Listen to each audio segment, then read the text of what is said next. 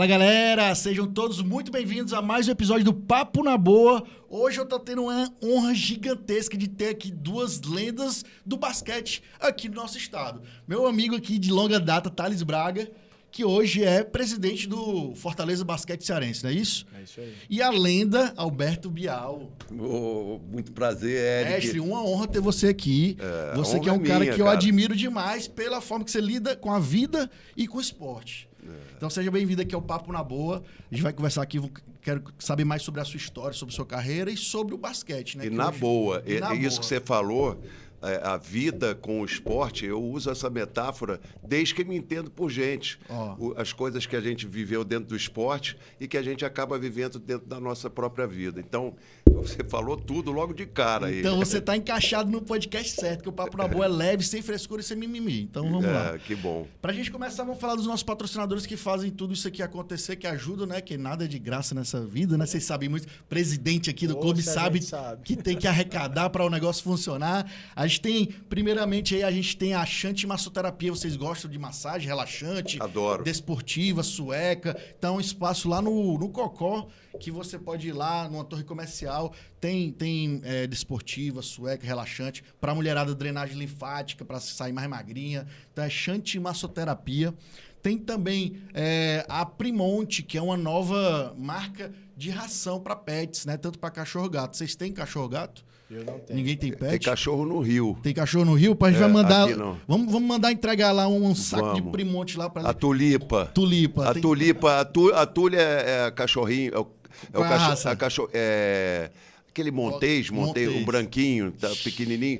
E a minha neta adora ele. Vamos mandar uma ração para ele. Vamos mandar um saco da Primonte para lá, porque tem todos os nutrientes que seu cachorro precisa. Mas não esquece da massagem do Bial. A massagem vai ter. A massagem, principalmente depois de um jogo de campeonato e tal, para você relaxar. Que eu sei que a intensidade é grande, né? Exatamente. E tem aqui a Splash Podcast Studio, que é essa produtora aqui, que você pode vir aqui gravar um curso, pode vir fazer uma live, pode vir gravar um podcast. Aquela que a Bárbara trabalha? A Bárbara, grande Bárbara, que nossa condutora aqui. Eu gosto das Splash. Vou vir gravar um curso aqui. Aqui tem todos os equipamentos profissionais que você precisa para fazer uma live, um curso ou um podcast, que eu sei que você tinha um projeto, vamos falar sobre isso também. Mas, senhores, sem mais delongas, vamos começar a falar sobre o basquete de maneira geral e o basquete cearense. Aqui em off eu estava falando para vocês que no episódio passado a gente trouxe o Marcelo Negrão, que hoje é técnico do Rede Cuca, do vôlei aqui, e ele falou muito bem como o projeto de vocês inspiraram o nascimento do projeto deles, né? Vocês têm 10 anos de história já, né? Queria até que o Thales contasse um pouco como é que foi a ideia de trazer o Bial. Já foi contigo? Já foi lá atrás? Ou o Bial, você vinha aqui e via que tinha uma possibilidade de ter um projeto, de ter um esporte? Como é que foi esse começo do basquete cearense? Eu vim depois do Bial, né? O Bial, ele veio para o Ceará ali por volta de 2010, 2011, num projeto pessoal para conduzir algumas palestras pelo interior do estado. E numa dessas visitas, o Bial visualizou a possibilidade de um projeto de alto rendimento profissional acontecendo aqui no Ceará. Essa ideia demorou entre o nascimento e a execução cerca de 9 meses. Foi realmente uma gestação, né? Que foi um bebê que nasceu. Um bebê que nasceu, exatamente. Que foi encabeçada inicialmente pelo governo do estado, à época na figura do governador Cid Gomes, e da Sky. Então nasceu ali o Sky Basquete Cearense. A Sky levou o name rights da equipe nos 2 primeiros anos, e aí a gente conseguiu. Eu cheguei no projeto com 3 meses, ainda não na função de presidente, na função de supervisor, a convite do próprio Bial. E aí, ao longo desse processo, a gente veio a se tornar sócio, parceiro de negócios, conseguimos... E só para contextualizar, tu também jogava basquete, né? Foi atleta, né? Minha vida inteira eu joguei basquete. Não no nível profissional que o NBB exige, mas joguei aqui no estado do Ceará durante muito tempo, peguei seleção cearense desde as categorias de base, mas sempre tive o vírus da bola laranja correndo nas minhas veias, né? E aí, quando chegou a oportunidade, eu estava pronto para conduzir a parte da gestão, né? Boa. E, Bial, tu já conhecia Fortaleza? Já te vinha muito aqui? Eu conhecia Fortaleza, assim, de vir a passeio, né? E vinha um campeonato brasileiro. E já tinha feito basquete, assim, de uma forma empreendedora, em Goiânia. e também no sul do país, numa outra região, em Joinville, em Santa Catarina. E quando eu saí de Joinville, eu estava para ir para a China, fui à China dar um curso, uma clínica, e tinha uma proposta lá, acabamos não nos acertando, mas surgiu nesse meio tempo uma possibilidade de vir palestrar aqui em Fortaleza. Cara, eu me lembrei do tempo que eu era guri, que era garoto, que eu jogava contra as seleções cearenses, e era Ferrabras, para ganhar do time do Ceará. Era brabo, os caras corriam muito. Sim. E saltavam muito. A memória que eu tenho são de jogadores, eram Aziz, Gereissati, agora que eu sei mais ou menos que são Benjamin, os irmãos Dedé, não sei o que. Tem uma legião aí que era mais ou menos contemporâneo da minha idade. E eu jogava contra esses caras e esses caras me assustavam. E aí, quando eu cheguei aqui, eu falei, cara, é aqui que eu tenho que fazer o novo time de basquete. Veio na minha alma aquilo. E aí foi aparecendo. Eu tinha tido um convite lá em Santa Catarina, da Sky. Aí eu falei, pô, em vez de Santa Catarina, por que vocês não fazem no Ceará? E aí, por coincidência, nesse projeto aí, me aparece o senador Cid Gomes e a gente conversa. E aí foi começando esse namoro, né? Essa ejaculação que entrou e fez o óvulo, fecundou, né? Vamos falar de sexo um pouquinho para bombar o negócio. E foi uma relação muito forte, o amor foi muito denso. E aí nascemos em 1º de julho de 2012. E o mais importante que eu sempre acreditei na minha vida é na escolha das pessoas que você traz para trabalhar com você. E nesse projeto eu falei, eu já errei em Goiânia, já errei em Joinville. Foi de montar projetos parecidos, né? Parecido. Aí eu já trouxe um rapaz para fazer a função que era mais importante, que o gestor é mais importante que o técnico, mais importante que tudo. E para ser o presidente da empresa, o CEO, sei lá como é que a gente pode chamar, e ele deu com os burros na água em 2 dias. Eu falei, isso não tem nada a ver, que bobeira que eu dei, que erro que eu dei. 3 meses depois ele falou, Bial, tem que ir embora porque aconteceu isso, aquilo. E aí apareceu o Thales na minha vida. Nossa. E aí eu convidei o Thales para trabalhar comigo, e aí que eu digo, são as boas escolhas. Eu tinha feito uma péssima escolha. Desculpa, meu filho, mas você sabe que não era o personagem ideal para esse trabalho. E aí o Thales abraçou de uma forma. Eu ainda falei com o Thales, você tem que ser o presidente desse negócio. Você tem que ser o CEO desse negócio. Agora, tem que ter coragem. Porque para fazer basquete, e para fazer basquete no Brasil, e para fazer basquete no Ceará, Nordeste, meu irmão... E aí ele é um homem de muita coragem. E aí aí a gente trouxe quantos atletas já? Mais de 200 atletas que a gente já deve ter. Já rodou por aqui. Abrigado, né? Aqui. A gente trouxe sempre jogadores com um perfil que tenham esses valores aí que o Thales traz com ele. E no começo, vocês eram um time, só para a galera entender, era um time 100% de atletas locais ou vocês conseguiram pensar e trazer atletas profissionais de todos os estados? Não, desde o início só daria para se competir no NBB, né, que é a elite do basquete nacional, se você competisse com atletas do país inteiro e do mundo todo, né? Então, desde o primeiro ano de basquete cearense, que a gente já trouxe atletas norte-americanos, atletas sul-americanos, né? O Ceará, apesar de ter esse histórico de basquete, como o Bial falou, esse histórico passou muito tempo adormecido, essa formação, as categorias de base. Então, a época áurea do Ceará tinha dado uma estagnada no basquete. A gente sempre teve o cuidado de ter atletas locais. Certo. Até hoje a gente tem ali uma média de 3 a 4 atletas locais, mas para se competir em nível nacional, você realmente precisa... Deixa eu fazer um quiz com você, Thales. Agora. Para ver se você tá bom de basquete cearense. Sei, bufo. Quem foi a primeira cesta de um jogador cearense revelado aqui pelo basquete cearense no NBB? Ih, rapaz! O primeiro atleta foi na cearense. Unifor esse jogo. O jump lá do lado direito da quadra. Betinho, dente de sabre. Acertou o quiz. Ganhou uma massagem na Chante. Mais uma, né? Mais uma. E você falou dos jogos na Unifor. Antigamente não existia o CFO, né? Então os jogos aconteciam aonde? Vocês recebiam tanto no Paulo Sarazate e acontecia em outros locais também, né? Como na Unifor. Paulo Sarazate e Unifor, né? Foram as nossas 2 primeiras casas, foram Paulo Sarazate e Unifor. A gente já fez jogos em outras cidades, inclusive recentemente a gente fez em Aracati, Mas a nossa casa histórica foi o Paulo Sarazate, a Unifor, e agora, mais recentemente, 2018 para cá, o Centro de Formação Olímpica. E falando de Nordeste, né? E NBB é como se fosse a primeira divisão do basquete, né? É a Premier League do basquetebol brasileiro. Tem outros times do Nordeste na NBB também, ou só o Fortaleza Basquete Cearense? Hoje? Na esteira dessa história que o basquete cearense criou, né, a partir de 2011, 2012, veio um time de Campina Grande, mas com uma forma de pensar o jogo, de pensar o esporte, de pensar a vida muito diferente, né? É uma empresa, uma universidade enorme, que o cara adora basquetebol e tem a educação, ele é o patrono, sim, né? Sim. E nós já fazemos de uma forma assim que a gente procura incentivar os empresários da cidade, do estado, da cidade, junto com o poder público. Eu acho que não pode ser feito nada em termos de esporte e competição que não tenha o poder público paralelo a você. Por causa dos equipamentos, por conta para capilarizar nas escolas. Da onde vem Flamengo, Fluminense, Vasco e Botafogo. Se não fosse o Rio de Janeiro, não existiam esses times. Da onde vem o Fortaleza e outros times, Guarani de Sobral e tantos outros aí.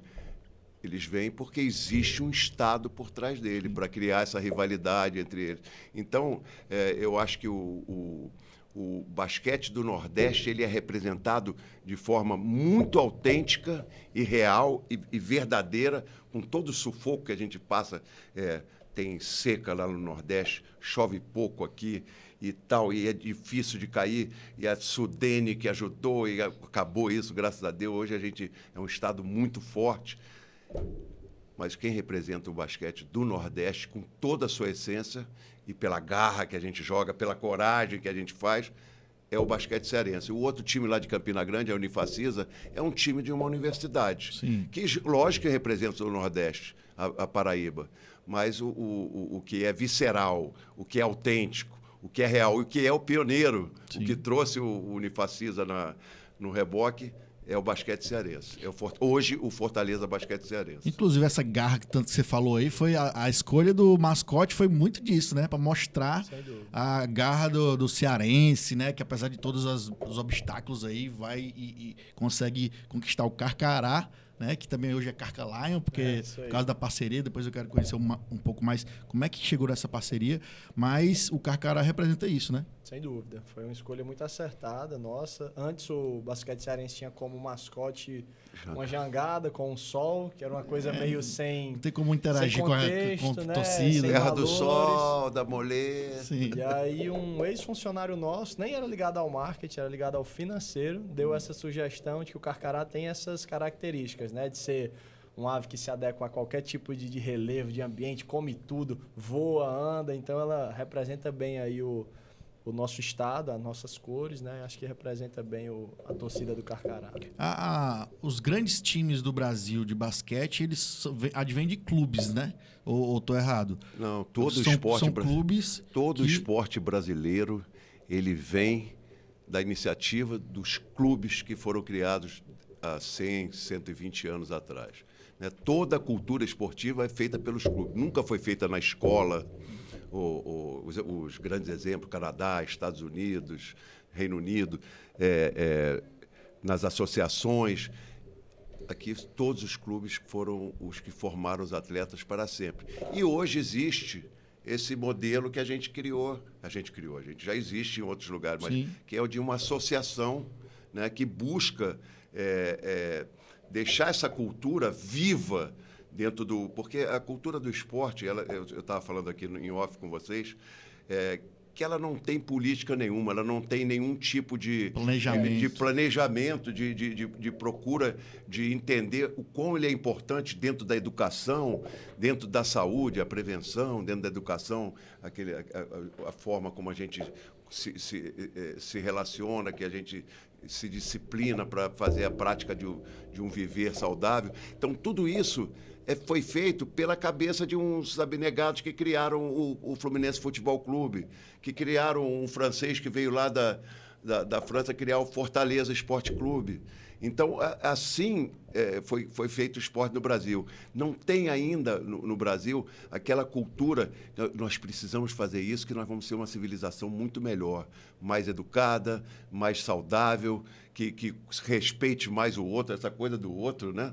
A gente tem times que são tão soberbos, e a gente sente isso na pele, porque a gente joga sempre contra esses grandes times hoje do Brasil, sempre como azarão, e a gente já deu as carcarazadas nele, a gente já deu uma abocanhada bonita. Já deu umas abocanhadas bonitas. Mas a importância dessa atividade que é o esporte, ela pela Associação Basquete Cearense, pelo Fortaleza Basquete Cearense hoje, ela é muito bem compreendida e por isso a gente atrai tantos fãs e torcedores hoje. Eu acho que tem esse entendimento por cima. E eu lembro bem quando começou o projeto, né? Até porque depois que o Thales entrou, tem o João Henrique, que é um amigo nosso comum também. Adoro ele. Que já teve aqui no Papo na Boa, acho que foi o primeiro episódio do Papo na Boa, a gente falar de marketing Sou fã dele. do Ceará. Então, eu lembro da gente entrevistando o João Henrique. Também. Você que era o entrevistador. Que ele fez parte do projeto uma época, né? Fez muito importante. Muito importante. E hoje ele está no marketing esportivo do Ceará também, que evoluiu bastante do futebol. E eu lembro como é que foi. Foi uma onda, né? Começou o estádio começou a dar uma lotada, a galera começou a ficar empolgada. Às vezes, independente do resultado, mas pela força que estava mostrando na quadra, né? Sim. Pela garra, muito que o Bial com certeza passa ali para ficar.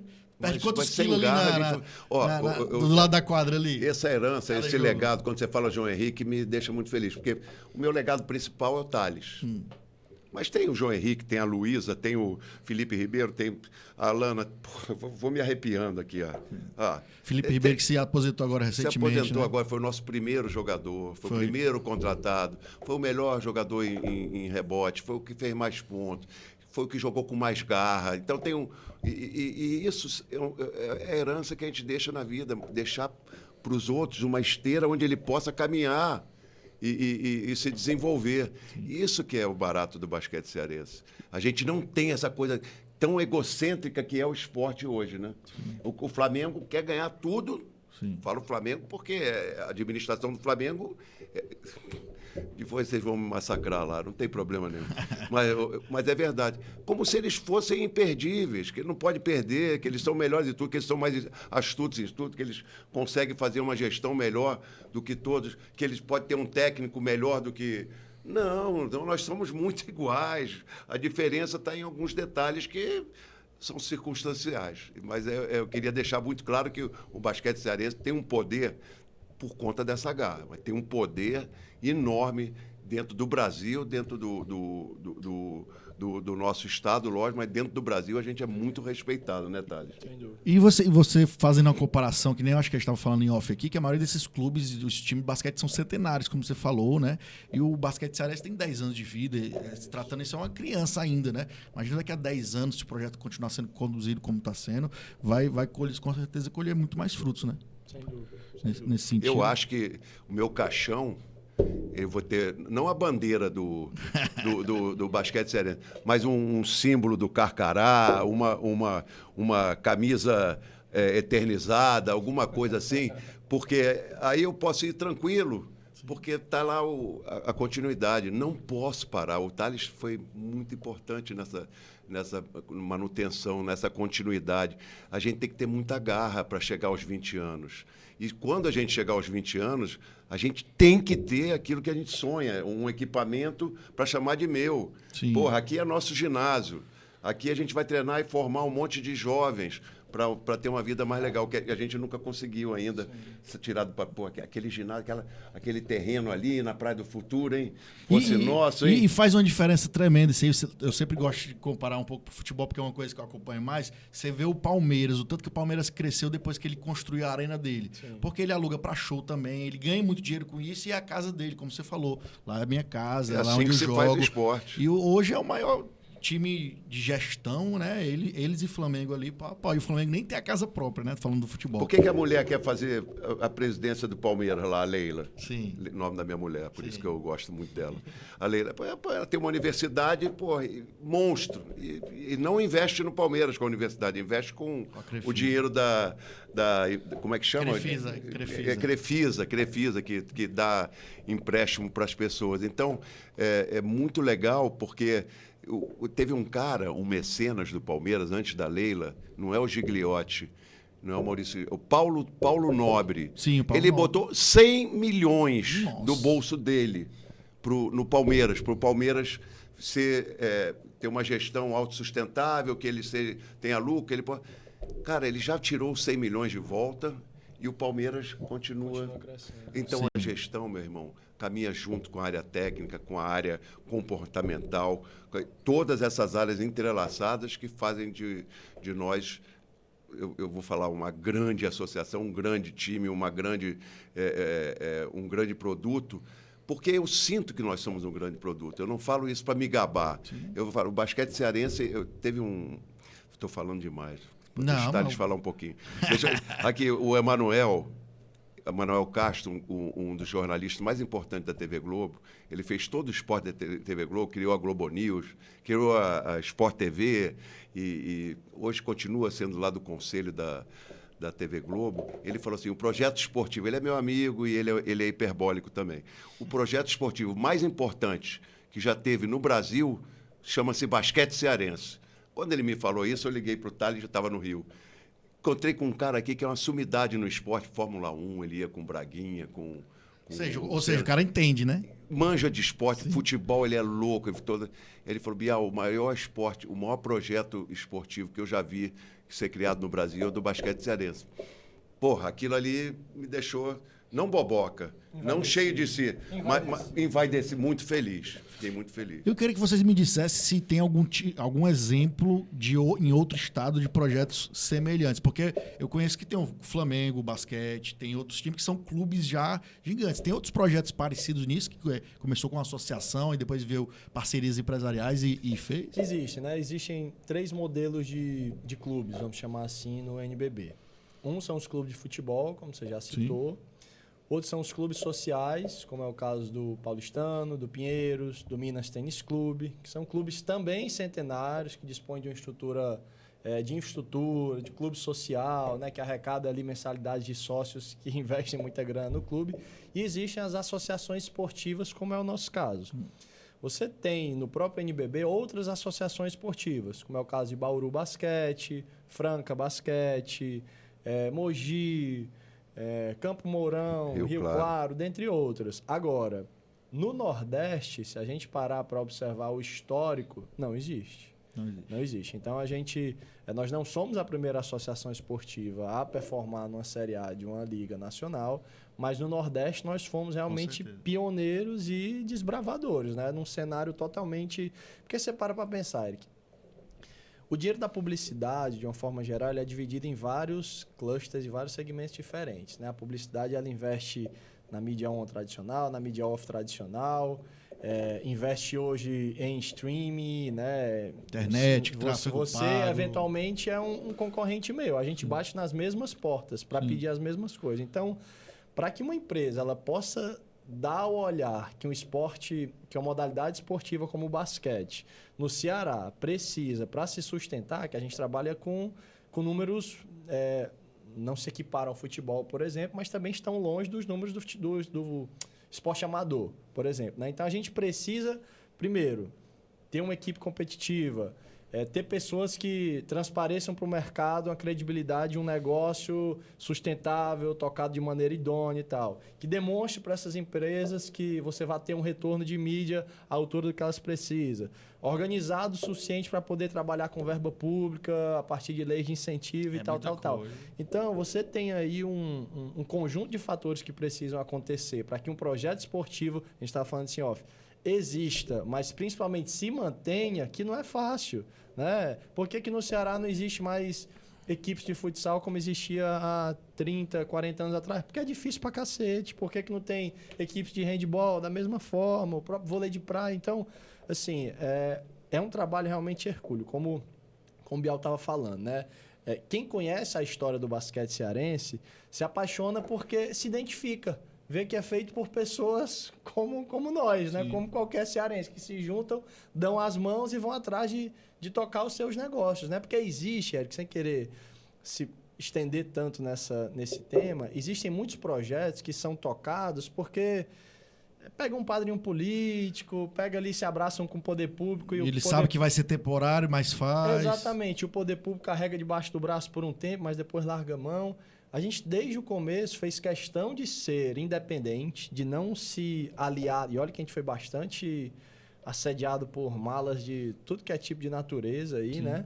Não se associar a ninguém e manter realmente um projeto autônomo, independente, conectado com a comunidade, com o estado do Ceará. Eu acho que foi isso que fez a gente cair na graça, né? Cair tanto no aceite da comunidade quanto dos empresários locais que foram, à medida que o projeto foi crescendo, foram dando respeito e valor e foram chegando mais. A gente começou com 2 patrocinadores lá atrás, um público e um privado, e hoje a gente tem cerca de 14 entre apoiadores, patrocinadores. E a gestão foi crescendo também. Tem o setor comercial, sem marketing. Dúvida, a gente foi contratando melhor, contratando mais. A sede administrativa tinha ali antes 3, 4 funcionários. Hoje a gente já trabalha ali com 12, 13, né? Com a comissão técnica mais ampla. Então, eu acho que a gente tem motivos para sentir muito orgulho da nossa trajetória, né? Como projeto esportivo.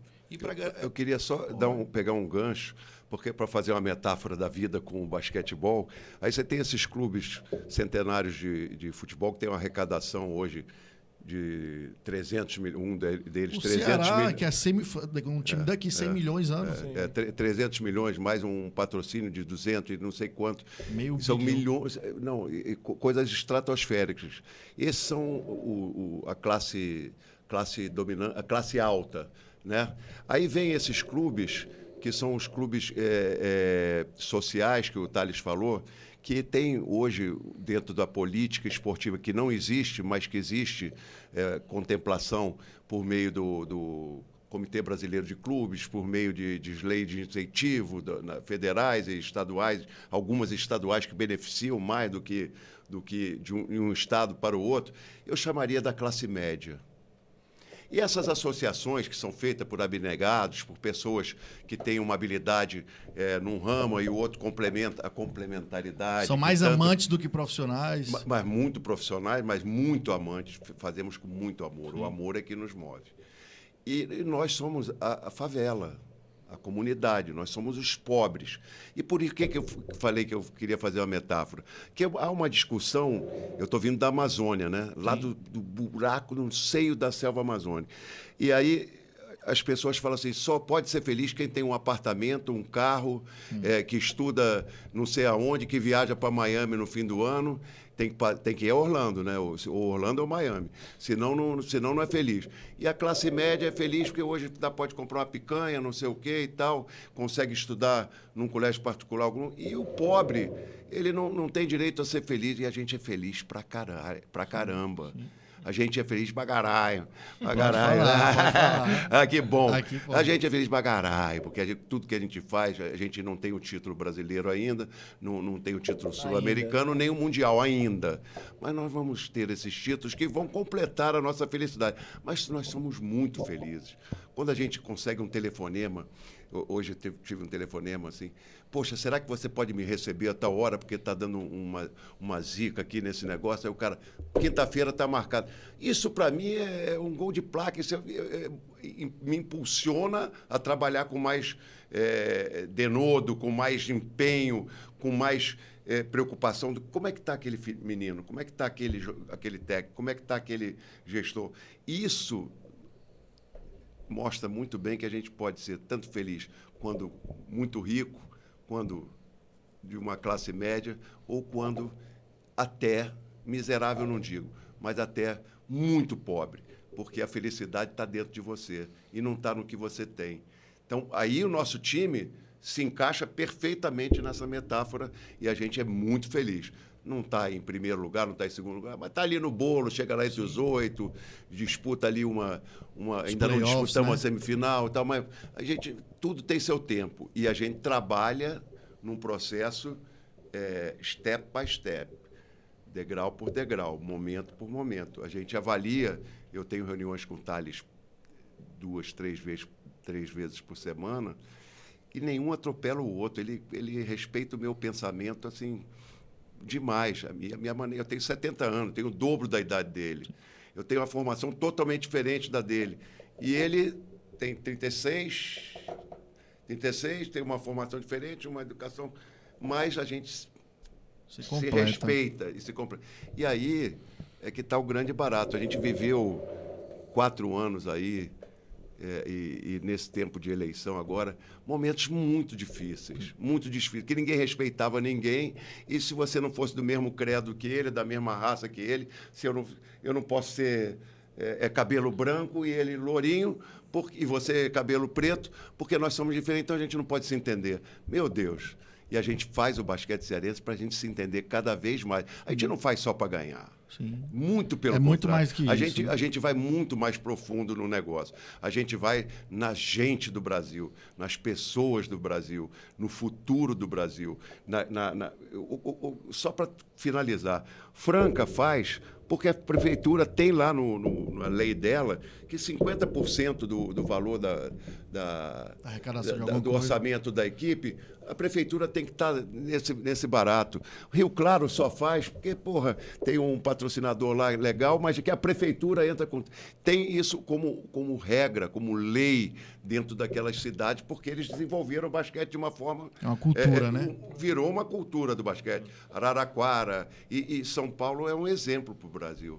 Queria só fazer essa metáfora aí, acho que muito deu boa, entender. Muito boa. E, assim, você mencionou o título, né? Até a gente estava conversando aqui antes, eu queria levantar essa bola, de como é que controla a ansiedade da torcida, né? Eu estava comentando aqui o projeto do Rede Cuca, que começou agora há 4 meses, a cobrança está grande, porque não veio nenhuma vitória ainda.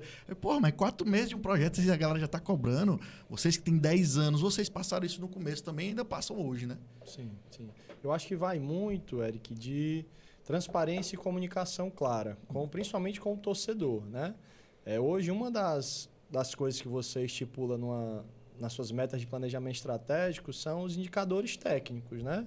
E os indicadores técnicos você tem as competições que você disputa e a sua perspectiva de resultado.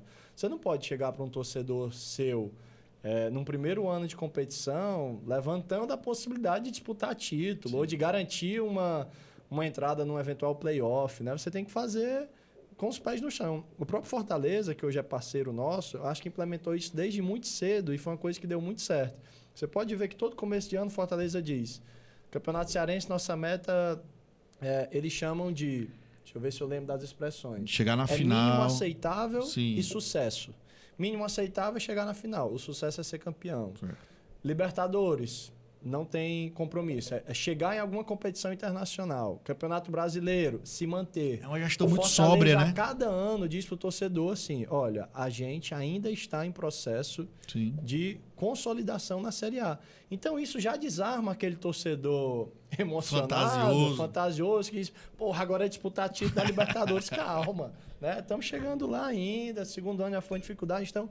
Eu acho que isso é um processo de alinhamento interno e comunicação que tem que ser muito bem feito, que eu acho que a própria Rede Cuca tem se esforçado bastante para fazer isso. Eu acompanho eles nas redes sociais, mesmo diante aí de alguns resultados que não vêm, eles estão sempre enfatizando o esforço da equipe, enfatizando essa questão da representatividade, os jogos de bom nível técnico que sempre a equipe tem feito. Então, essa é a forma que você vai educando o torcedor, para o torcedor entender que não é só entrar lá e o resultado aparece, né? Realmente é algo que vem com o tempo. Todas as equipes que estão disputando a Superliga, né, estão ali também há 30, 40 anos e são jogadores que já rodaram o mundo inteiro, que tem uma faixa salarial bem maior, que foram contratados antes. E são uma série de fatores, né, para que no final a bola entre, no caso do basquete, e no vôlei que a bola, sim, caia na quadra do adversário, né? E essa relação com a torcida, Bial? Sempre foi colérica, assim? Teve muita cobrança no começo, porque o pessoal ainda não conhecia o teu jeitão, ou já de cara já teve identificação? Cara, essa coisa colérica eu tento dominar desde que eu tenho 15 anos. Mas eu... Dominando. Eu domino, já melhorei muito, mas não tem jeito. Não tem jeito. Quando eu me vi dentro de um igarapé lá gigante, com a corrente, eu me atirei de cabeça, sim, nem vi se tinha jacaré, se não era um igapé, não era um igapó, não era um igarapé, era uma floresta no meio. Tá maluco, aí tem jacaré, tem serpente, quero saber, eu quero mergulhar nessa água, meu irmão. Então, essa relação com as pessoas, eu quero que elas vejam nos meus atletas e em mim o que tem de melhor no ser humano. Não aquilo que eu não quero mostrar, que nem Flamengo e Palmeiras no futebol agora. Raiva, ódio, cera, passar para trás, enganar o outro. Foi tudo que eu vi no Flamengo e Palmeiras. Isso é coisa do século passado. Isso daí é a maior contaminação negativa de uma sociedade. Pelo esporte. Porque vai pro torcedor, né? Pelo esporte, bicho. Sim. Aí eu falei, Deus me livre.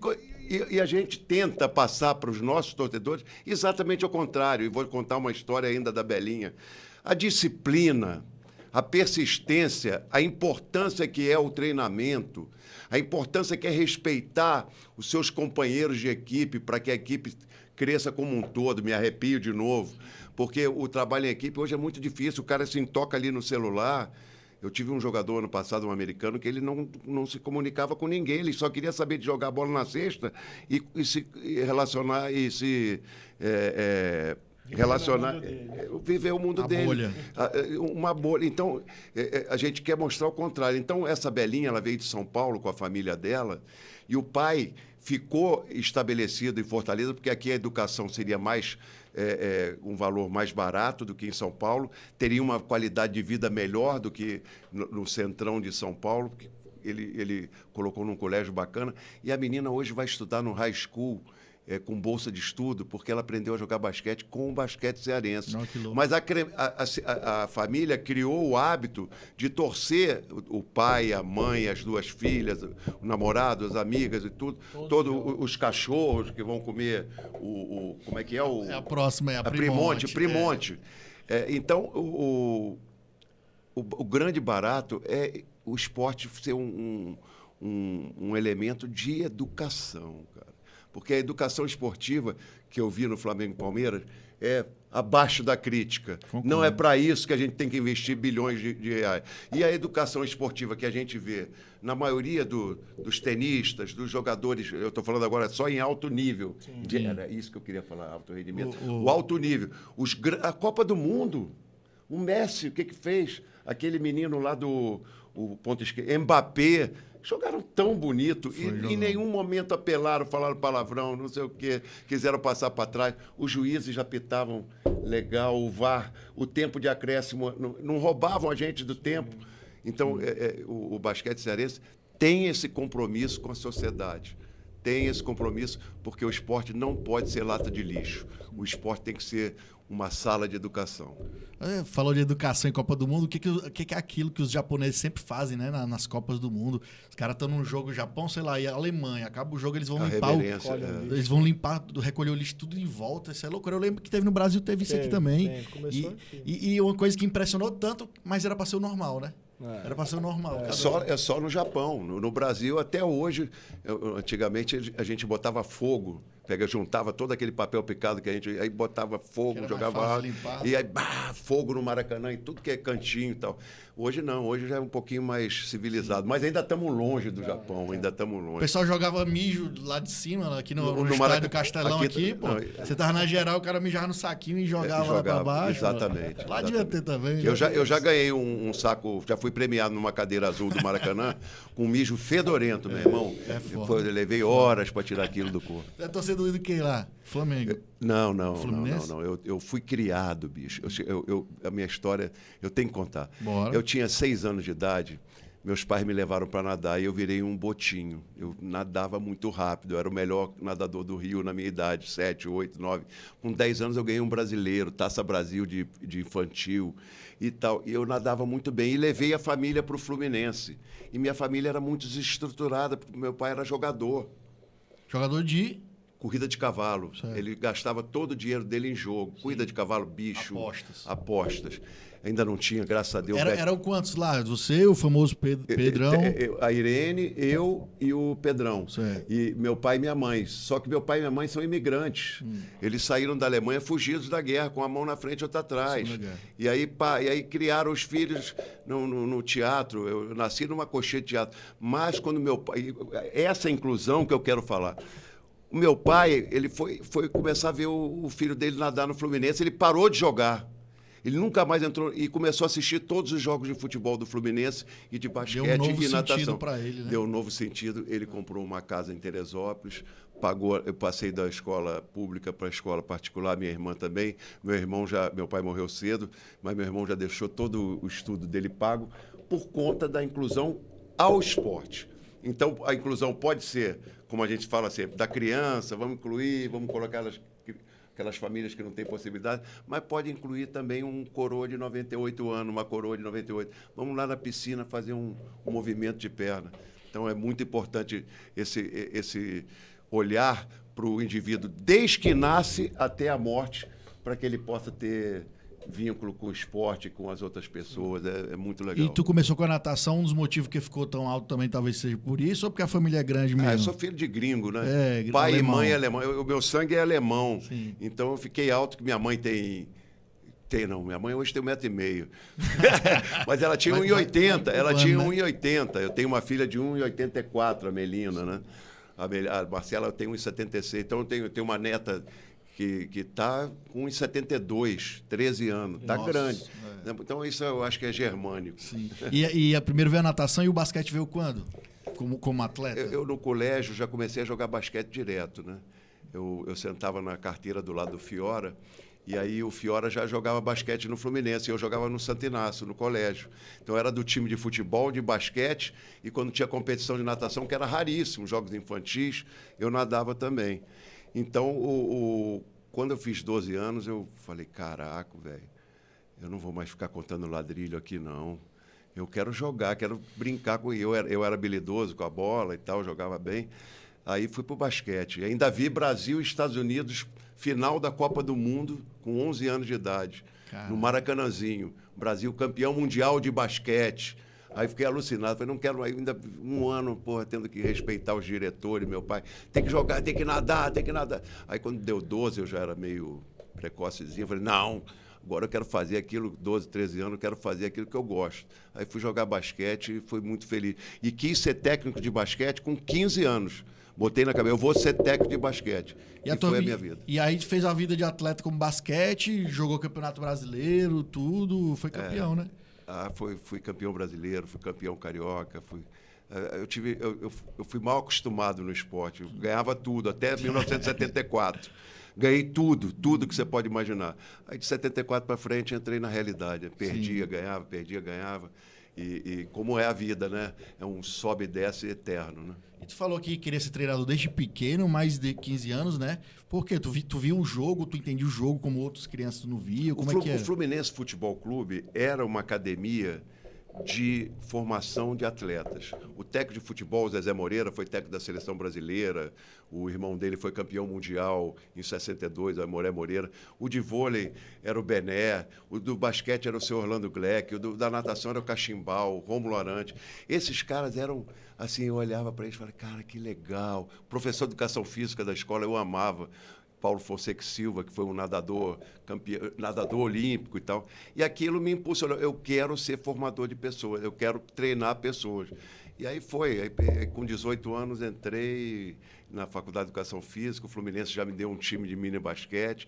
E fui fazer aquilo que eu me senti vocacionado, que eu gostava, que eu amo. Já começou com os marmanjos ou começou pegando a base? Eu joguei como treinador. Frederico, desculpa aí que eu tô falando pra cá. Não, pô.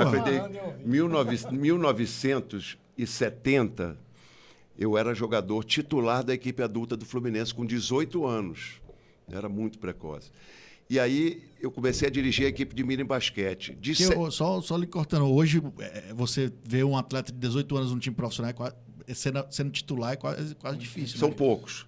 Né? É o Ronaldo Fenômeno, não estou querendo me comparar a esses caras. Não, o Caboclo, que foi muito cedo. No basquete o cara tem que ter um nível de amadurecimento para ser titular. 27 anos, 26 anos. Aí eu, de 70 a 82, eu jogava nas categorias de base do Flamengo, do Fluminense, do Mackenzie, do Municipal. E jogava no adulto. Em 82 eu larguei de ser jogador e fui trabalhar no Oriente Médio, no Emirados Árabes. Fiquei 3 anos lá, só como técnico. Aí voltei para o Brasil e não joguei mais. Com 32 anos eu parei de jogar. E o Oriente Médio nessa época nem era essa evolução tecnológica que hoje é, né? Hoje já... Mas era o petrodólar, onde jorravam os petrodólares. Tava o Parreira, tava o Lazzaroni, tava o Tele Santana, tava o Djalma Cavalcante. Por sorte, o Djalma estava dirigindo o Flamengo na época. O Sheik foi falar com o Djalma. Aí, Sobrou porra, eu tô interessado em basquete. Vai lá na quadra que tu vai ver o Bial. Que, porra, tá dando treino agora. Eu tava dando treino por 18 anos. Fernando Cavendish, Luiz Antônio, Mauro Gazella e tal. Aquela geração que eu te mandei a foto. E aí, eu logo em seguida, tinha jogo. Botafogo e Flamengo. E aí, eu terminei de dar treino, fui jogar. Ele, não quero, você é técnico. Como é que você joga também? Ele foi embora pro hotel, graças a Deus, porque lá eles não imaginavam que o cara pode ser técnico e jogador. Aí, quando terminou o jogo, fui pro hotel lá que o Sheik estava, o Sheik Saga, e aí fechamos o negócio e fui embora para o Flamengo. Ficou meio brabo comigo, que eu tive que sair um pouco... Experiência boa? Aprendeu a língua lá? Ou como é que foi a experiência? Salam aleikum, arretenena, talata, arba, falo porra nenhuma. Mas eu aprendi muito da cultura, aprendi a viver e foi onde juntou a minha família. Eu, Leila, Marcela e Melina. Sozinho naquele inóspito Corfocã de 20 mil pessoas, 20 mil habitantes, e eu trabalhando pra caramba, trabalhava até pouco tempo, mas com muita responsabilidade, e as crianças, saudade, não sei o que e tal, e criou um vínculo familiar assim, estupendo. Foi uma experiência que foi importante para a nossa vida. Acabou tendo mais tempo com a família por causa disso. Cara, porque vocês se viraram. Eu levava a criança no colégio, buscava, ajudava a Leila a fazer almoço, não sei o quê. E o treino era lá para 6 horas da tarde.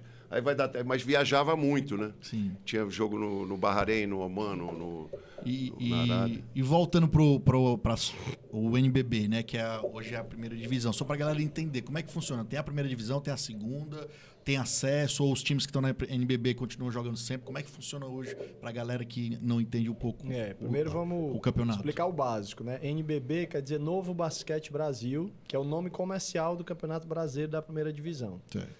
Essa competição é conduzida pela Liga Nacional de Basquete, a LNB, que nada mais é do que a união dos clubes que disputam a primeira divisão, através de um CNPJ próprio que conduz a organização dessa competição, né? Ela se assemelha muito ao modelo da NBA, onde as próprias franquias conduzem os rumos da competição, né? Essa é a primeira divisão do basquete brasileiro, que em outros tempos já foi tocada pela CBB, a Confederação Brasileira de Basquete. Pois é, eu até ia levantar aqui, porque foi uma polêmica, teve uma briga e depois que o NBB veio... O NBB veio porque a galera estava insatisfeita com o que estava rolando. Por muito tempo, o basquete brasileiro caiu no descrédito a partir de uma competição mal organizada, que chegou a ter edição que nem chegou a terminar, né, Bial? Verdade. E aí, o basquete caindo cada vez mais, e algumas cabeças pensantes, alguns clubes de mais representatividade no cenário nacional se juntaram e disseram isso. Na época, a figura que fez isso acontecer foi o Kouros Monadieme, que é um presidente histórico aí da Liga Nacional de Basquete, que hoje é um diretor, enfim, internacional da Liga, e conseguiu ir aglutinando cada vez mais clubes dentro dessa liga, né? Existe um crivo enorme para que você seja aceito, né? Na época que o basquete cearense foi convidado, o Bial teve uma habilidade para fazer uma costura político-institucional, financeira. Porque você tem que mostrar o potencial de poder se manter e jogar em alto nível, né? Você tem que ter literalmente comprovações de que você consegue se manter, né? Comprovações financeiras, comprovações técnicas. Você tem que comprovar que você tem um time com nomes de ponta, que você tem parceiros que asseguram a manutenção da sua equipe. Ninguém queria começar uma liga aventureira, né? Então, hoje o NBB, respondendo objetivamente a sua pergunta, é a primeira divisão do basquete nacional. A Confederação Brasileira de Basquete toca uma competição que equivale à segunda divisão do basquete nacional. E a cada ano, as regras de ascenso e descenso são discutidas. Se caem 2, descem 2. Se não cai ninguém, não desce ninguém. Nos últimos anos, por exemplo, de pandemia, convencionou-se que não haveria rebaixamento na NBB, porque muitos clubes estavam se reinventando para conseguir se manter, né? Então, hoje o cenário é esse, né? Existem 17 equipes no NBB, na Série A, e cerca ali de 12 a 15 nessa Série B, tocada pela Confederação Brasileira. São quantos na Série A? Na Série A são 17 hoje. Mas a cada ano isso é reavaliado. Certo. Cada ano isso é reavaliado. Por exemplo, cada vez mais clubes de futebol estão tendo interesse de participar do NBB. Por exemplo, o Cruzeiro hoje já tem um projeto de de voltar pela segunda divisão para poder acessar o NBB, né? O São Paulo entrou recentemente, o próprio Corinthians, que tem um histórico muito grande no basquete brasileiro, né? Voltou recentemente pela NBB. Botafogo, Vasco, são clubes que hoje não estão, mas que devem voltar também. Então, o NBB tá bem povoado aí pelos maiores clubes do país, né? E nesses 10 anos aí de NBB, de campeonatos, qual foi... Queria perguntar para vocês, cada um dizer 2 momentos que vocês falaram que foi marcante pra caralho. Meu irmão, esse aqui nunca vou esquecer. 2 para cada, no mínimo, aí.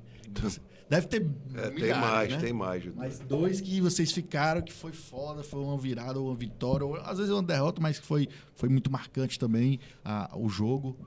Eu tenho um jogo lá no Rio de Janeiro, que a gente ganhou na prorrogação contra o Flamengo, que dei a preleção, você estava junto comigo na preleção, até o Espiga chegou um pouco atrasado nessa preleção, e a gente fez uma preleção ali e tal, Gruber, Leozão, e o jogo foi no Tijuca, um calor nigeriano, né?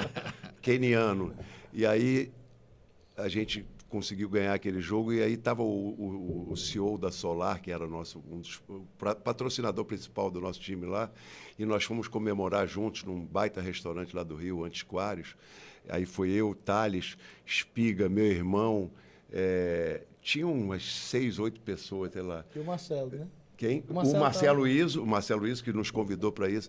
Aquele dia foi assim. E o dia mais importante para mim, sem dúvida nenhuma, foi o dia que a gente foi para a China, antes de jogar um jogo aqui no Rio, ou aqui no Brasil. A gente foi jogar nosso primeiro jogo de basquete de uma forma internacional. Aí, quando eu me vi naquele ginásio ali, porra, China lota, né? Porra. Já tem pouca gente. Levou o nome do Ceará longe, cara, né? Aquilo ali, a gente foi 2 vezes para a China, né? Mas aquele momento ali foi muito emocionante. E tem vários outros, classificação. É porque você falou da vitória do Flamengo, ganhar do Flamengo deve ser mais gostoso a vitória, né? Ganhar do Flamengo, para nós, tem a representatividade de um título. Sim. Amanhã, por exemplo, se vier essa vitória que é tão dura e difícil, bicho, vou ficar 2 dias comemorando. É lógico que eu vou ficar 2 dias comemorando. É um título para nós, porque é aquele negócio do Davi e Golias. Né? É aquela coisa do cara que tem muito... o carro muito potente, né? E a gente tem um rolimã. E aí, quando vai cruzar a linha de chegada, você de rolimã cruzando. Então, é muito legal. E eu sei mais ou menos uma do Thales. Uma do Thales que eu já vi ele responder essa pergunta. Não sei se eu estou acertando. Tem tantas, né? Eu vou escolher 2, não sei se vai coincidir com o que o Bial está pensando.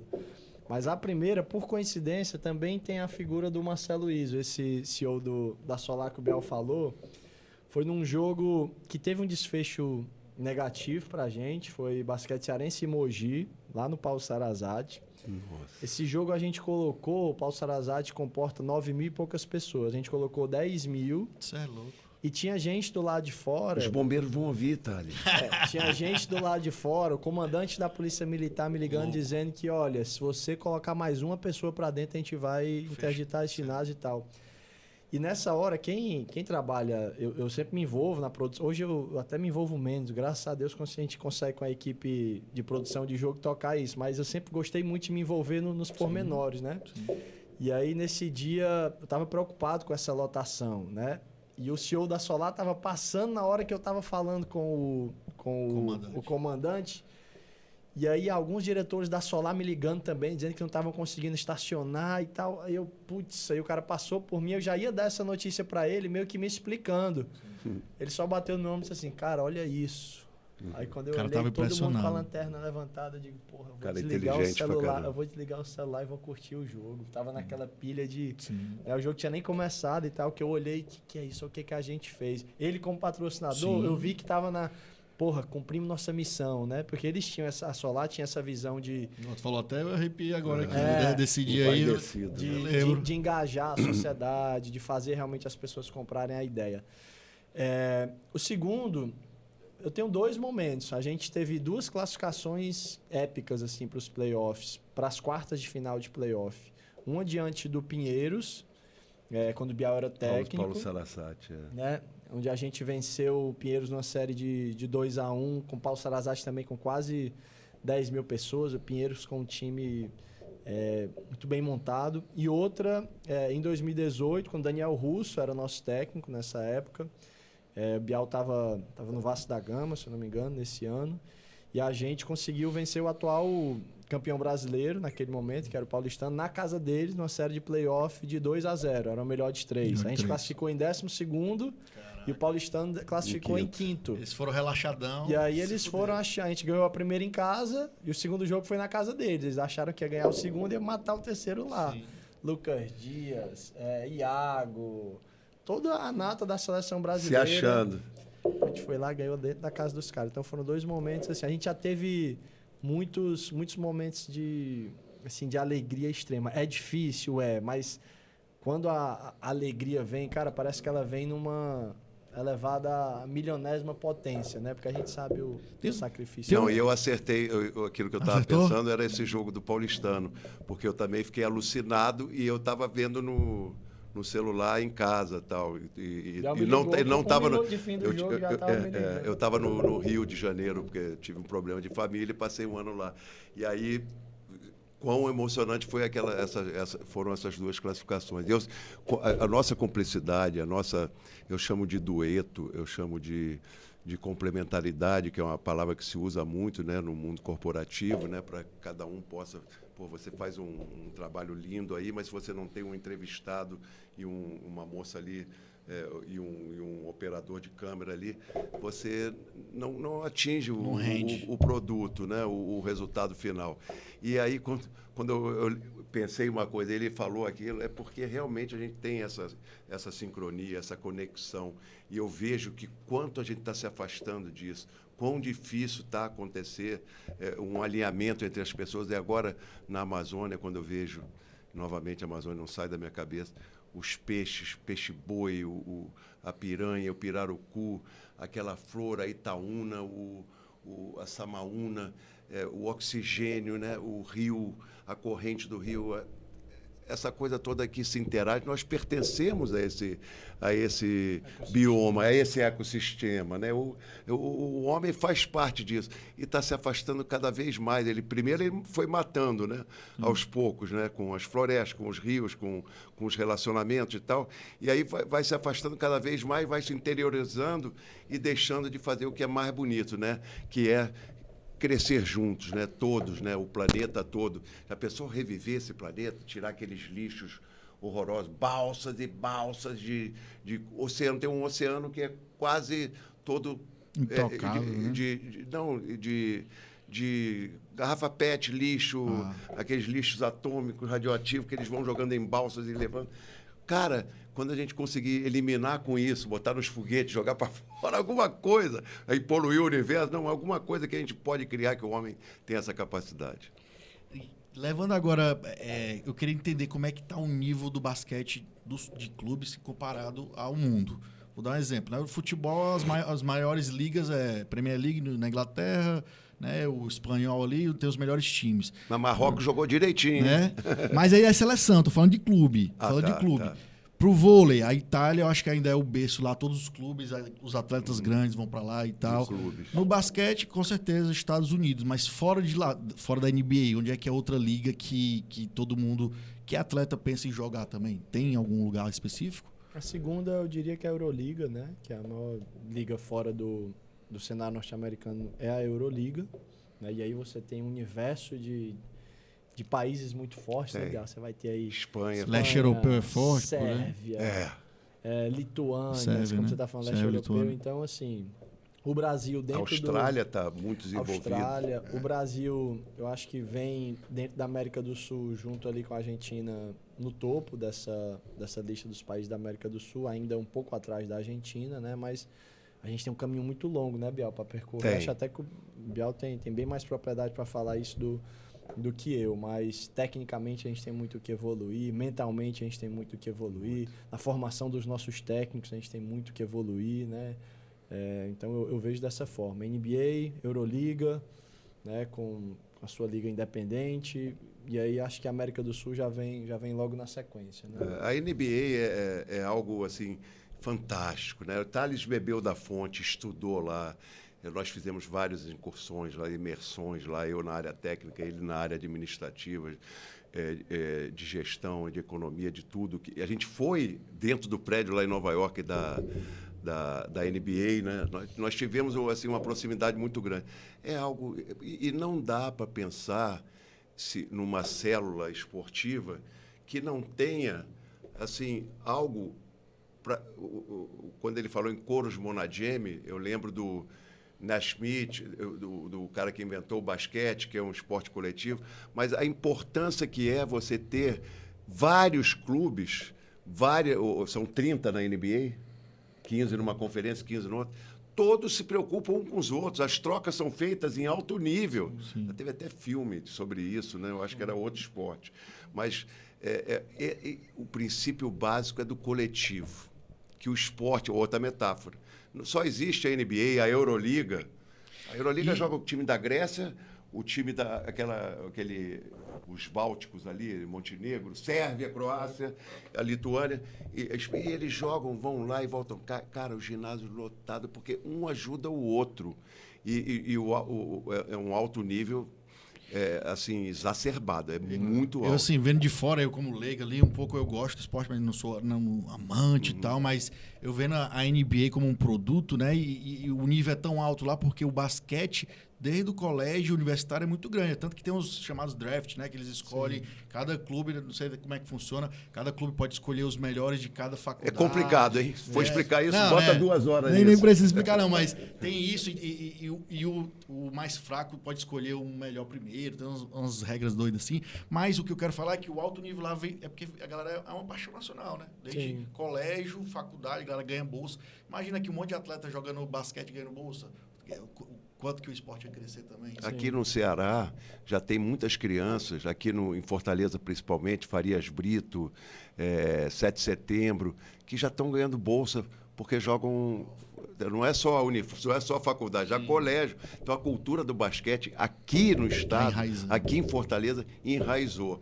Agora, não existe competição esportiva de alto nível, não estou falando em base, em social, em rendimento 16, 17 anos, 18 anos. Estou falando na performance máxima que o cara pode atingir. E no Brasil, no caso, é o NBB.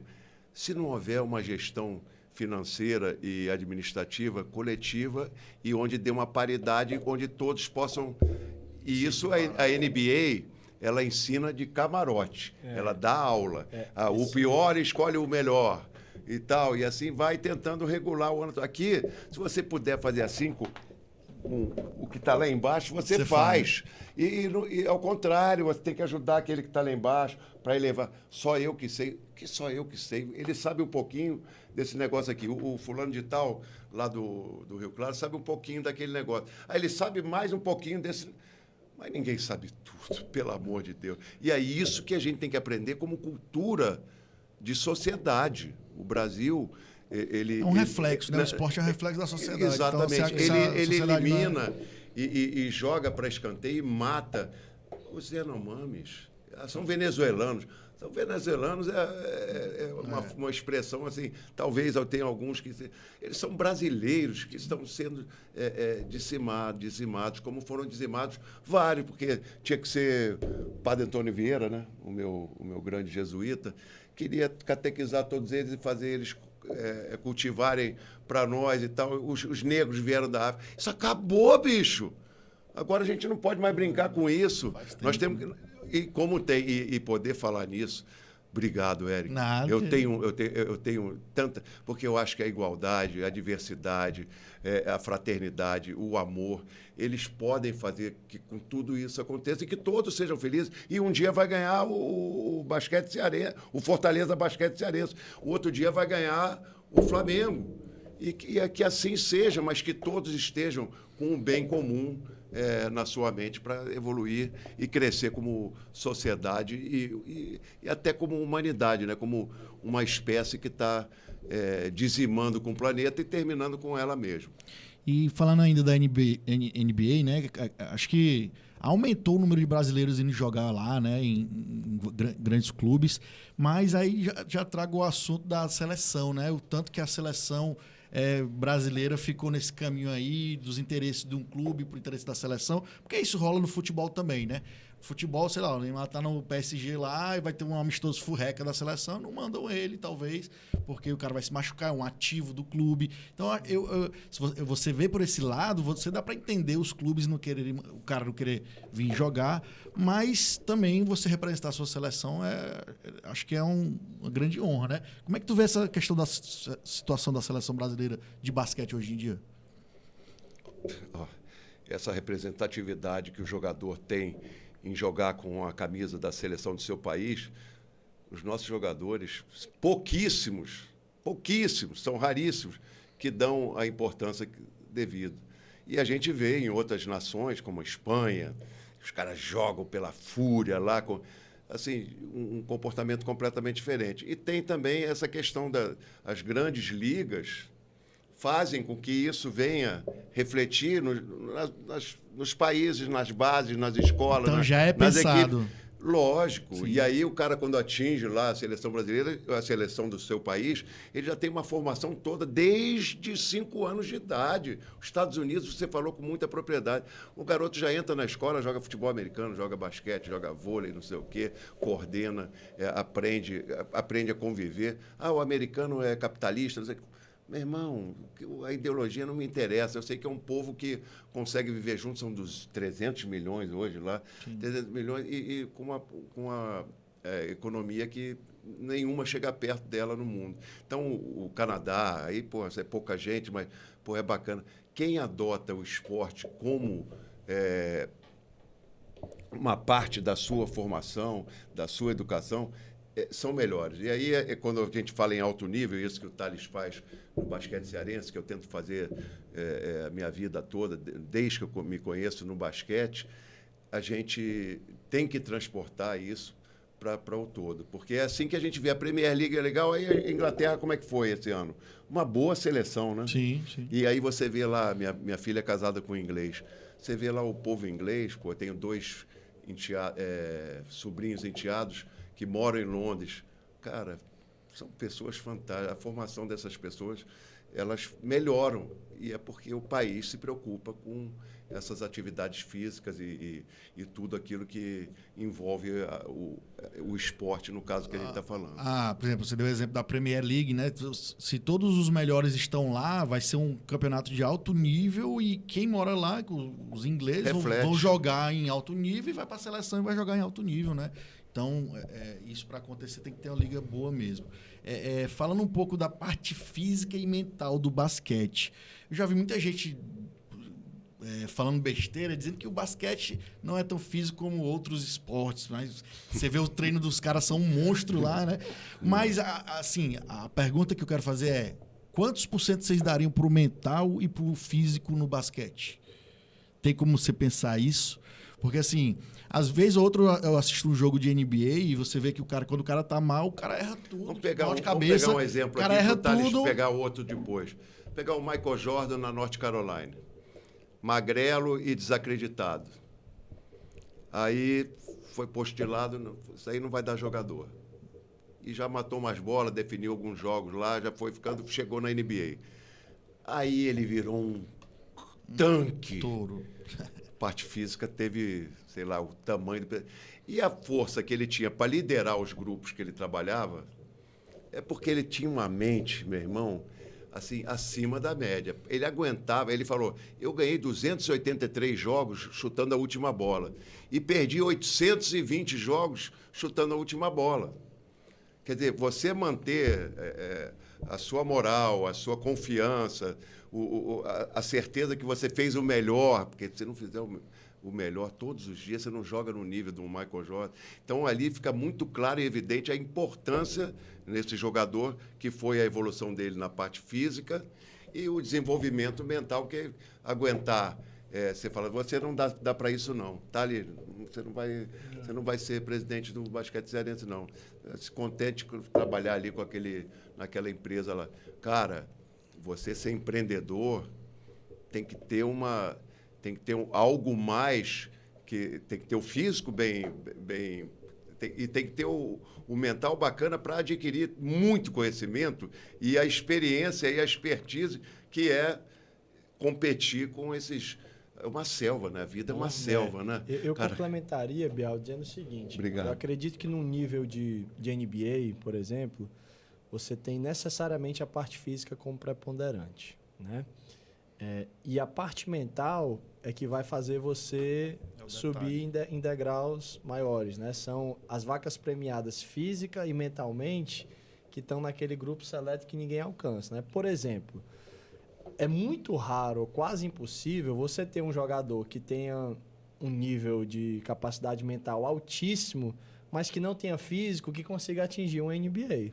Você tem um Westbrook, que é como a gente usa a expressão de um porra louca, que fim de jogo, não sei, mas é que é uma vaca premiada fisicamente, ele vai estar em quadra, porque salta muito, defende muito, corre muito e tal. Em compensação, você tem alguns exemplos raríssimos, onde o inverso também acontece, como é o caso do Luka Doncic, Nikola Jokic, que é um pivô MVP do Denver Nuggets, um cara que flácido, largo, sim, sem velocidade nenhuma, mas que tem um QI de basquete altíssimo. Sabe se posicionar, altíssimo, sabe o jogo que está acontecendo. E aí você tem casos também muito raros, como é o caso de um LeBron James, como é o caso de um Kobe Bryant, Stephen Curry, como é o caso de um Curry, de um talento demais, né? De um Giannis Antetokounmpo, que consegue juntar as duas coisas juntas. Aí vira um jogador bestial, né? Sim. Quando ele junta a parte física e a parte mental. Fora da curva. Aí ele vira realmente alguém fora da curva. Né? Tu citou o Jordan, né? Que com certeza para todo mundo é o maior de todos os tempos, né? Uhum. Tem aquela série na Netflix que mostra os dois tricampeonatos, né? Do Bulls, cara. Todo basqueteiro assistiu essa série. Não, eu que não sou, assisti 2 vezes. Lições e lições. Porque é lições pra vida ali, não é só pro esporte. E porque o cara, quando voltou, meio desacreditado e foi lá, tricampeonato. E como a série faz, né? Conduz, vai e volta o tempo todo. Cara, aquela série ali é muito bacana. É interessante, principalmente porque, pra mim, esse é o aspecto mais interessante da série. Ela mostra um lado do Jordan que algumas pessoas não conheciam, que é aquele lado mais carrasco, aquele lado mais ultra competitivo, colérico.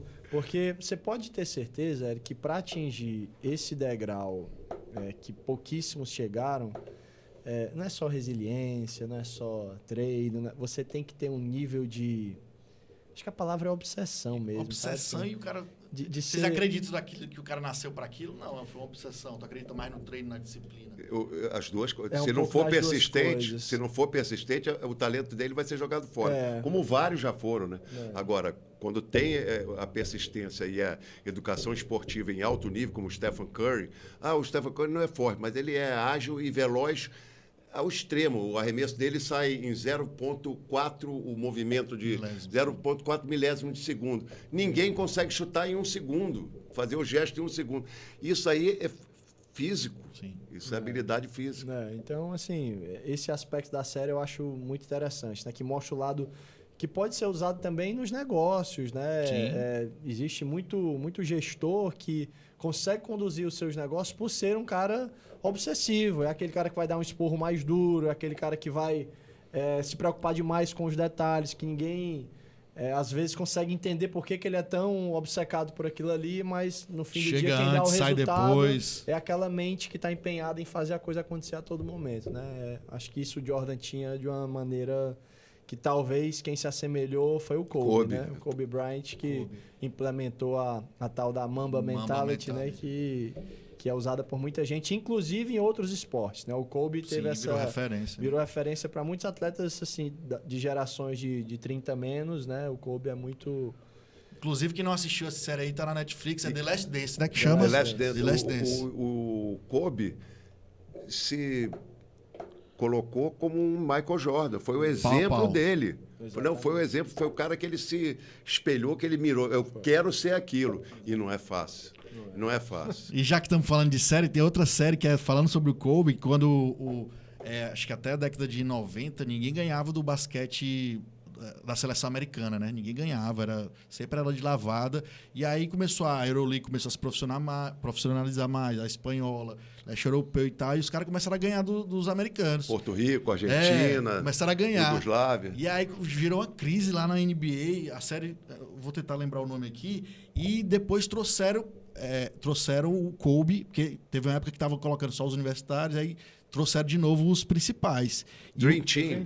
Trouxeram o Dream Team de novo e o Kobe veio para ganhar de novo as Olimpíadas. E aí voltou a ganhar de novo. Mas Quase hoje... a Espanha ganhou aquele jogo, hein? Pois é. Kobe matou uma bola faltando 1 e pouco. Porque era o Kobe e o LeBron nesse time, né? Se eu não me engano. Sim, Dwayne Wade. Porra, timão, né? Loucura. Então, essa é outra série muito top também. Vocês recomendariam outras nesse sentido aí, de séries e filmes pra galera basqueteira? Que vem à mente agora? Tem uma que eu assisti recente, é que agora me fugiu o nome, que conta a história da criação do Lakers. Sim, do Magic Johnson, né? Quem curte muito esse universo entre esporte e gestão, é bem bacana. Ele tá na... Acho que é na HBO. Tá na HBO. Eu não vou falar em série, mas vou falar num filme. 2 filmes, né? O Coach Carter, que é bacana a forma como ele olha para os alunos, para eles jogarem bem, ganharem jogos. Como equipe. Ele se preocupou de cada um ser respeitado dentro da sua característica. E um outro filme também, que é sobre um técnico de basquete, e aí também é um negro, e aí eu não lembro o nome do filme, mas traz muitas lições pra gente. Tem um que eu acho que vocês com certeza assistiram, que é aquele com o Adam Sandler, recente agora da Netflix, que ele vai na Europa e conhece o cara. Que ele é olheiro de basquete, né? Sim. E ele é massa também. Ele não é técnico, eu acho que ele é olheiro, mas ele vê uma joia. É um scouter do Philadelphia. Ele vê uma joia rara lá na Europa. E, meu irmão, esse cara tem que ir, conversa com o cara aí dos Estados Unidos. Tem muitas lições boas ali também, né? Contar a história do Hernan Gomes. Não é a história original dele, mas... É baseado em fatos reais, então. Jogador, nosso amigo, porra. Nosso amigo do Denver. Aquele jogador, ele joga na NBA. Aquele ator, o cara do filme? É um espanhol. Massa. Inclusive, o agente dele tem alguns jogadores com a gente. Massa. Ele é do Arley. Ele é do Arley. E você falou de jogadores com a gente, né? Parabéns, Arley. Por exemplo, lá nos Estados Unidos, todo moleque, principalmente negro, sonha em ser jogador de basquete e tal. Só que lá a competição é 50 vezes maior que aqui. Sim. E aí o cara não conseguiu entrar aqui, o cara começa a ver outras ligas em outros países. E agora tem muitos americanos aqui no Brasil, né? Em vários times, né? Tem. Acho que o NBB passou a se tornar uma boa opção para ele, né? Porque, como você falou, existe uma oferta muito grande de atletas que são formados a cada ano por centenas de boas universidades. E aí, obviamente, o universo da NBA é muito restrito, é destinado às vacas premiadas, e eles começam a ver o mercado internacional, né? Prioritariamente, eles olham para Ásia e Europa, que são mercados que pagam muito bem. Sim. E a partir daí... Porque o cara vai ganhar em euro, né? Ou então Exatamente. A moeda pesa muito, Exatamente. Né? E a partir daí, eu já vejo o mercado da América do Sul, hoje, principalmente o Brasil, em função até de questões econômicas, em comparação com a Argentina, por exemplo, né, como um mercado que atrai muitos atletas, principalmente com atletas de primeiro ou segundo ano de carreira profissional, né? Hoje a gente tem, por exemplo, o cestinha da liga hoje é nosso, do Fortaleza Basquete Cearense, o Dexter, né? É um atleta que a gente trouxe de Portugal, depois de um primeiro ano de vida profissional dele lá, mas que, por um lado, morar em Portugal é muito legal, o basquete português, ele se sobressaía, mas ele queria dar um salto a mais na carreira. Então, ele viu no NBB uma chance de emergir, de se projetar. E aí, escolheu Eu acho que eu vi ele no Globo Esporte comendo caranguejo, Exatamente, né? foi o da matéria do caranguejo. Foi conhecer lá o caranguejo. Dexter Curry, que deve ser estranho pra caralho pros caras, porque pra gente é normal. Até pra tu que é de fora, não é normal o cara comer o caranguejo chupar patinha, né? É diferente, né? O caranguejo dele eles comem frio, cara, né? Aquele crab maiorzão. King Crab. Eu lembro, a minha irmã mais velha é casada com um gringo texano, e no casamento veio a família pra cá, e a gente levou eles na praia. Meu irmão, e a gente comendo caranguejo, chupando assim, ó, a patinha. E os caras assim, ó. Que porra é essa? Porque é cultural. Tem que ter uma habilidade aí. É cultural, né? É a mesma coisa da gente ir lá pra China, a galera comendo os espetos, né? De escorpião. Como diz aquele ditado, né? Eu gosto sempre de lembrar. Assim, quando tá em Roma, faça como os romanos. Sim. E a gente quer inventar. E voltando para os maiores da história, eu sei que sempre isso é uma comparação, ela não é legal, que nem comparar Pelé com o Neymar agora. Sempre vai ser injusto com alguém. Pronto, né? vai ser injusta porque são épocas diferentes e tal. Mas se tu pudesse fazer um ranking dos 3 maiores do mundo, de todos os tempos, qual seria na tua cabeça? Os 3 melhores na cabeça de vocês? De todos os tempos. Vou botar 4. Michael Pronto. Jordan, Kobe Bryant, LeBron James, Stephen Curry. E olha que eu estou deixando o Magic Johnson para fora. O Stephen Curry é totalmente fora do normal. Agora, é pequenininho, não dá enterra. Mas não é pela questão disso, é porque a quantidade de títulos e quantidade de tempo que ele que jogou, né? Nossa, e a inteligência dele, ele vê coisas, ele arremessa do vestiário e a bola entra dentro da cesta. O touch dele. Tem uma brincadeira, né? Que ele vai e o entrar Magic na quadra Johnson eu não jogando. falei, né? Sim. Olha só que heresia, aquele outro que dava o gancho, o Leo Alcindor, que mudou de nome. Kareem Abdul-Jabbar. Kareem Abdul-Jabbar, que era um jogador. Então, eu fiquei em 6 aí para não cometer nenhuma heresia. Boa. Cara, Bial, eu diria exatamente os mesmos. Essa mesma lista aí. Você viu o Magic nessa Johnson, lista, incrível, né? Nessa lista, Jordan, Kobe, LeBron, e eu já traria o Stephen Curry. É porque hoje a gente está tendo o privilégio de ver o Curry... É que nem a gente vê no Messi no Privilégio. Aí parece algo normal, mas ele realmente é um extraterrestre, né? Quem é do basquete, ele sabe que ele revolucionou o jogo. Então, para aparecer esse tipo de pessoas, você até vê de tempos em tempos aparecendo um atleta que tem uma média estatística acima da média, né? Seja de pontos, seja de assistência, seja de triple-doubles e tal. Mas esses caras que mudam o jogo, que trazem um impacto global para o negócio, eles só aparecem a cada 30, 40 anos. Né? Então a gente está vendo realmente a história. O Stephen Curry, ele é isso. Né? E o LeBron chegar onde está chegando também. E o LeBron, para muitos hoje, o LeBron, ele até passa do Jordan, se você for comparar estatisticamente algumas questões, né? De longevidade. De pontos, estatística, longevidade, eficiência. Tá falando de longevidade, eu acho que eu lembro uma matéria um dia desse que entrou um cara novinho num time que foi jogar contra o LeBron. E aí ele chegou e falou assim, ó, tu jogou contra o meu pai. Aí eu lembro, caralho, eu sou tão velho assim, né, velho? Porque mostra a longevidade do cara, né? Foi ele? Foi no outro dia que saiu essa matéria aí, a ESPN fez uma matéria com a quantidade de jogadores da liga de hoje que o LeBron joga, que ele já jogou contra o pai. Tinha uns 12. Caraca. Uns 12 atletas. Aí mostrava a foto do Delícia. pai com... E o cara continua no auge, né? No auge, com porque 37 é isso que a gente anos. falou, né? Uma coisa é você chegar, você chega ali a colar, mas se manter no auge do Vai jeito ver que o cara tanto tá. que ele gasta com a manutenção do corpo, do nossa, físico, da mente. É um negócio de... Ele tem aquelas câmeras hiperbáricas em casa. É um negócio meio... Hoje as megas potências da NBA, Lakers, quem seria na visão de vocês? Hoje... De qualidade, né? E de financeiro também. Cara, pra te falar a verdade, hoje a equipe que tem o maior valuation da NBA, não é o Brooklyn, mas é o New York Knicks. É de lá. É um time que chega e não chega nos playoffs, mas como negócio, o que eles movimentam em número de fãs, de audiência, de fatia de mercado em termos de distribuição de receita de pay-per-view e etc e tal, o Knicks é o que tem essa E esse se mantém há muito tempo, né? Esse é antigo. Há muito tempo. E aí você tem clubes emergentes a partir dos últimos resultados, né? Por exemplo, o próprio Golden State Warriors, até recentemente, era um clube de valor mediano. Hoje é um clube que vale, sei, 7 bilhões de dólares. O outro que é antigo, que deve ser muito valorizado também, o Boston. Boston Celtics é um time histórico, né? Histórico, né? E esses, você pega Boston, Golden State, Lakers hoje corre por fora. A gente não Como sabe é que tá? nem Já se tá nos classifica. playoffs? Já? Ainda não. Tá no meio na da temporada ainda. Você tem o Memphis Grizzlies. Vocês apostariam em quem esse ano aí na NBA? Para título?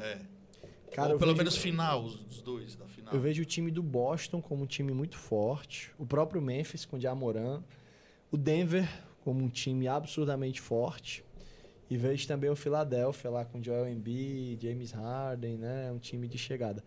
O Brooklyn tem decepcionado, né? Assim, mas é um time que você olha, você vai ver um time que tem Kyrie Irving e Kevin Durant juntos, você tem que dar algum tipo O ano passado foi Boston e Denver e Golden State, a final. Isso. Eu acho que vai ser a mesma final. Mesma final? Eu acho. Não foi o do Antetokounmpo do ano passado, não chegou. Ele caiu antes. Foi no ano E se anterior. for Boston e Golden, tu acha que quem leva? Se for essa mesma final, quem leva o título? Boston e Golden State. Esse ano, quando eu vejo o Boston jogar, ele arrebenta. Eu vi um jogo do Jason Tatum há pouco. Nós conhecemos o Jason Tatum juvenil.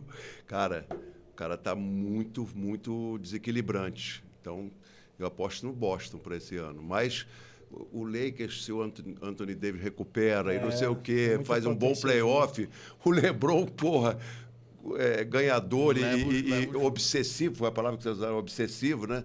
Vou usar persistente, senão vou botar meio psicanaliticamente meio obsessivo, compulsivo. Como ser ruim, né? Não é bom. bom. Persistente é bom, obsessivo é bom. Então eu apostaria no Boston, mas Boston e Lakers, hein? Que final? É a final lá de 80 e pouco, Larry Bird com o Magic Johnson. Larry Bird, né? Um dos maiores nomes também. Trazer. E sobre a evolução do basquete como jogo, né? Trazendo para o futebol e para o vôlei, por exemplo. O vôlei, inserir o líbero, no futebol tem o VAR. O basquete, ao longo desses 30, 40 anos, mudou muito as regras ou continua muita coisa? Nossa. Falta, quantidade privilegiou de faltas. a democracia, aumentou o equilíbrio entre o grande e o pequeno, valorizou a inteligência do jogo. Nossa, o jogo de basquete hoje, o cara que é orelhudo não consegue mais entrar nem chegar perto da quadra. O cara tem que pensar. E pensar cansa. E você tem que exercitar com leitura, com treinamento. Então, o basquete, para mim, é o que o futebol é o que pior evolui com as regras. O vôlei ainda é mais ou menos, mas igual o basquete não tem nada parecido. E a NBA é que sempre faz o laboratório para gente, para a FIBA. E a gente estava falando do Stephen Curry, né, como um cara que mudou o jogo. Muitos técnicos, inclusive técnicos antigos, veem o impacto que ele teve, inclusive, na formação dos novos atletas, né, que hoje tem uma tendência muito para jogar atrás do perímetro. Né? Todo mundo quer chutar bola de 3, a zona está ficando cada vez mais longe. Todo mundo quer arremessar cada vez mais de longe, né? Então, os próprios pivôs jogam cada vez mais abertos, né, Bial? Então, acho que não foi o jogo interior está ficando quase em desuso. Não foi uma evolução da regra, mas foi uma evolução das estratégias de jogo, né? Sim. Das estratégias e das regras também teve, né? Não sei se tem mais falta. O garrafão maior foi uma coisa que aconteceu há 30 anos. A linha de 3 pontos foi em 82. Eu acho que eu estava vendo uma discussão que estavam querendo aumentar a linha de 3 pontos. Estão querendo botar mais longe. Distanciar, porque né? cada vez mais os atletas Os caras estão botando como se fosse pertinho. Já é mais longe que a FIBA. quadra como a zona normal dele. Cara, eu vi a gente falando de reportagem, acho que foi com o basquete cearense que teve aquele atleta, não vou lembrar o nome, que num lance livre... Eu vou contar essa melhor, porque eu acho que... lance livre que ele joga no cesto e corre, isso pensado, né? Sim, treinado, né? Foi aqui, não foi? Foi aqui. Foi. Bauru e basquete cearense, a gente perdia... Isso aqui repercutiu... A gente perdia de 4 pontos e tinha 2 para bater. Ele bateu o primeiro, perdia de 3 pontos. A gente só podia chegar a 1 ponto de diferença. Ele bateu o primeiro, 0,8 segundos, eu acho que tinha no placar, no relógio. E o segundo ele jogou para errar e ele treinava isso no dia antes com o filho dele. Brincava, não treinava. Sim. Aí jogou no cantinho do aro e ela escorreu até a zona de 3 pontos. Só que quem foi atrás dele foi o melhor marcador do Brasil, o Alex Garcia. Aí ele pegou a bola e jogou para o alto, o Alex trepado nele. A bola rodou, aí acabou o jogo com a bola no ar, mas aí ainda prossegue o jogo. E a bola entrou e a gente ganhou. Essa cesta, ela criou...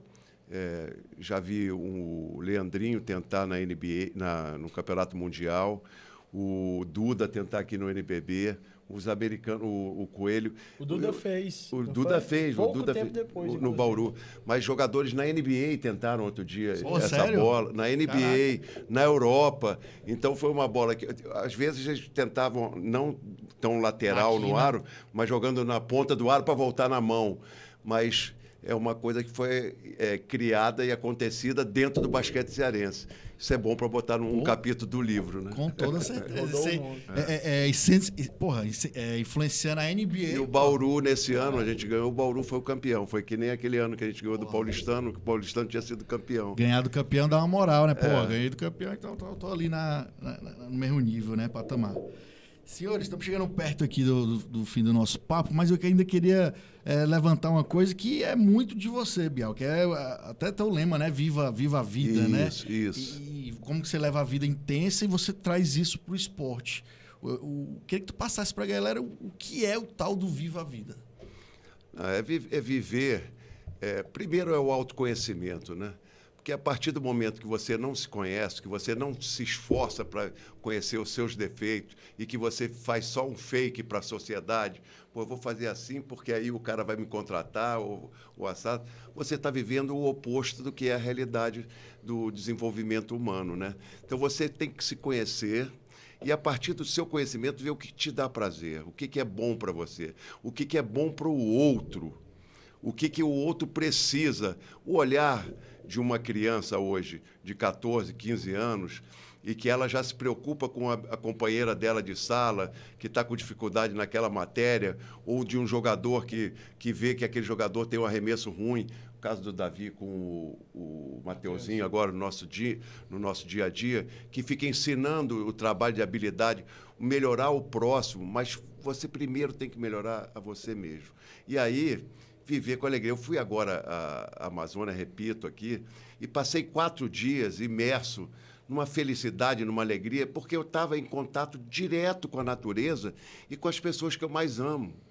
Então, a procura não é pelo o que nós temos. A procura é porque o que a gente pode ser, como a gente pode viver, como a gente pode agir. Se eu fizer todas as minhas ações em cima daquilo que eu vejo na rede social ou na televisão para consumir e ser daquela maneira, eu tenho que ser... Eu não posso ser barrigudo. Porra, eu não seria feliz, eu tenho que ter um pouquinho de barriga. 70 anos.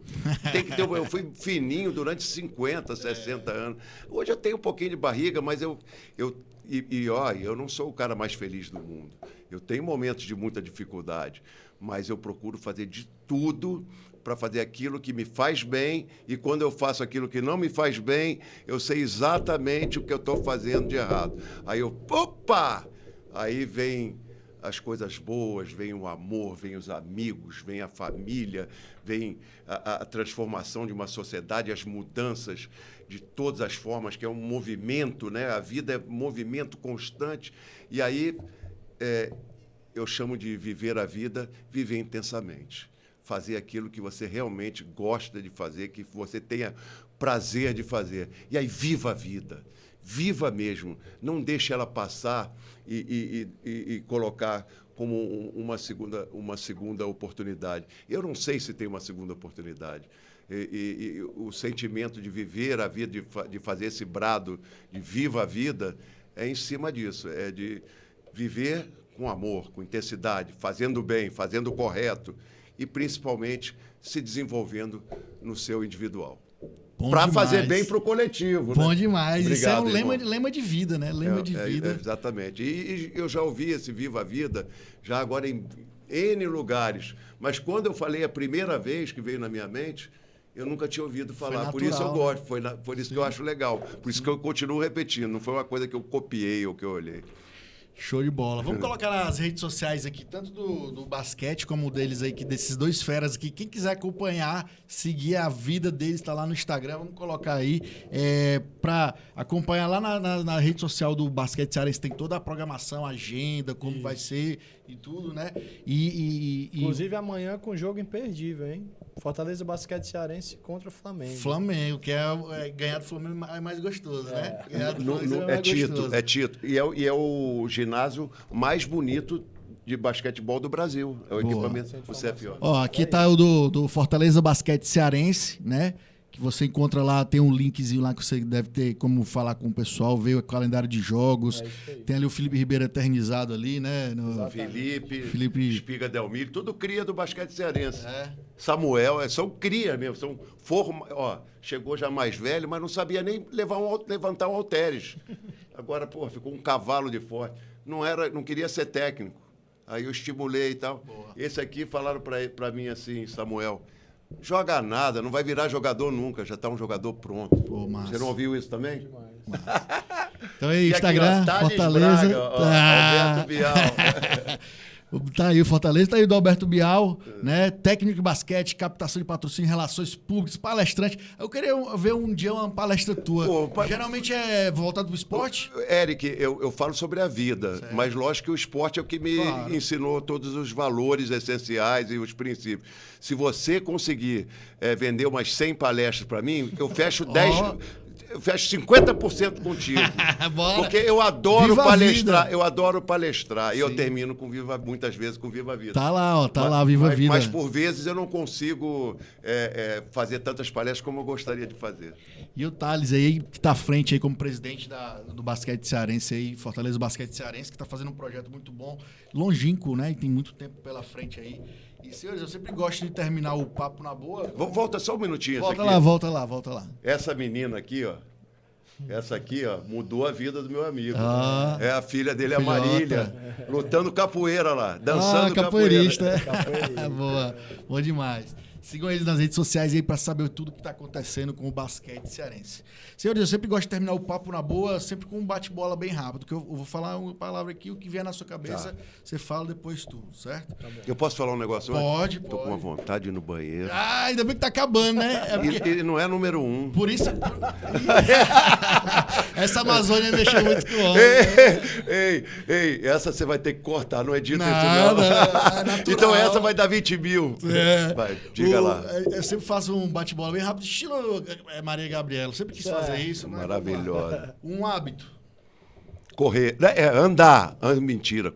Andar. Exercício físico. Boa. Se tornou. Não era, passou a ser. Exercício físico.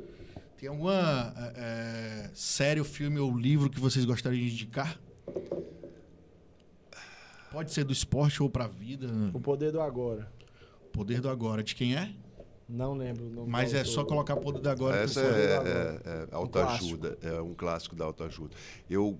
O livro que eu ia referendar, eu acho que vai ser muito difícil de encontrar, mas é a minha Bíblia. O Tal no Esporte.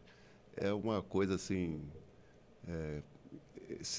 linda, né? Porque é toda a metáfora do taoísmo, né? Dos asiáticos com a relação com o esporte, escrita por um corredor americano na década de 40, 50, muito legal, mas é difícil de achar esse Tal livro. No Esporte. O Tal no Esporte. Tal, T-A-O. T-A-O, sim. Do esporte, taoísmo.